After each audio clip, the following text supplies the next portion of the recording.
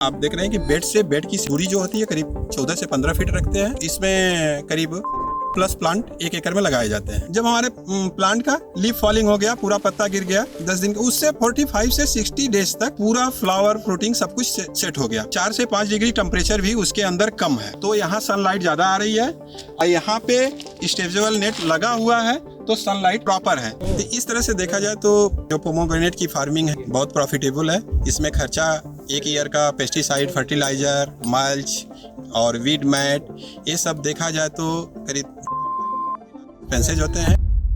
नमस्कार, मैं नवीन सिंह, मैं एग्रीप्लास्ट कंपनी में एग्रोनॉमिस्ट हूँ।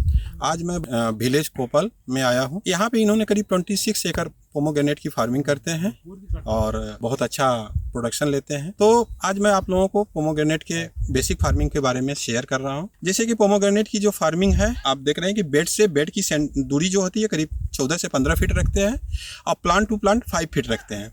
तो इस हिसाब से देखा जाए तो इसमें करीब 600 प्लस प्लांट 1 एकड़ में लगाए जाते हैं। तो पोमोग्रेनेट की क्रॉप की लाइफ देखा जाए तो ये करीब 10 to 12 ईयर्स की होती है और डिपेंड करता है कि क्लाइमेट कैसे मेंटेन कैसे करते हैं।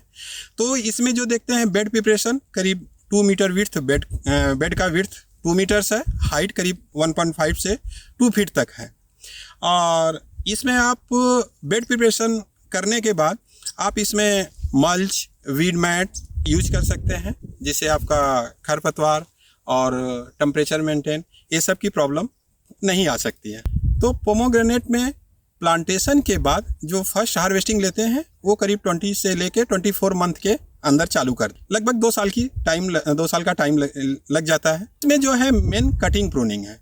कटिंग प्रूनिंग में आप देखेंगे तो कोई लोग शुरू से ही 3 ब्रांचेज मेंटेन करते हैं या 2 ब्रांचेज मेंटेन करते हैं, और जो लोग हाईटेक कर रहे हैं वो लोग करीब 1 ही ब्रांचेज पे मेंटेन कर रहे हैं।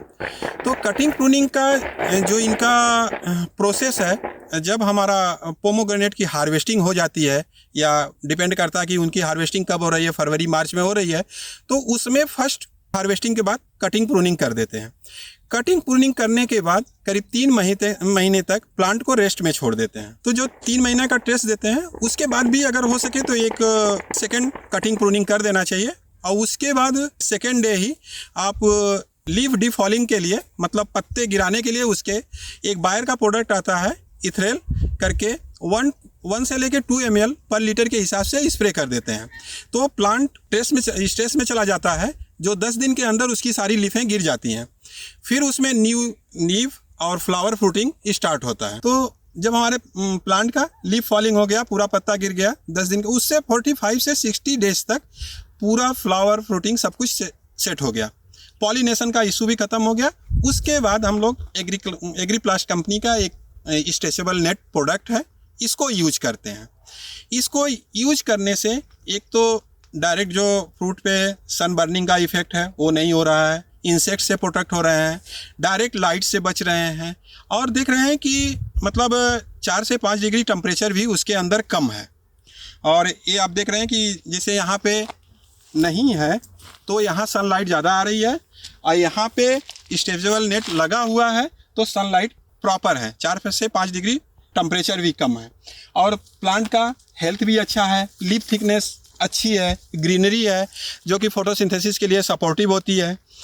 और स्ट्रेचेबल नेट से जो फ़ायदा है कि इसके अंदर अगर मतलब 3 से 4 लाइन के बाद साइड में देखते हैं एग्रीप्लास्ट का क्रॉप कवर लगा हुआ है, तो वो इंसेक्ट प्रोटेक्ट करता है, और दूसरा अंदर ह्यूमिडिटी इंक्रीज करती है।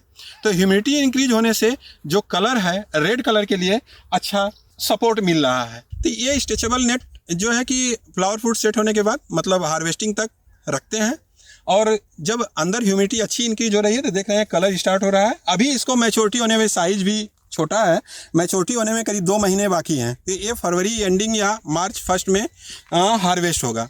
अब पोमोग्रेनेट की लाइफ देखा जाए तो कटिंग प्रूनिंग से हार्वेस्टिंग का तक का जो पीरियड होता है वो करीब 9 to 10 मंथ का होता है, डिपेंड क्लाइमेटिक कंडीशन और मेंटेनेंस।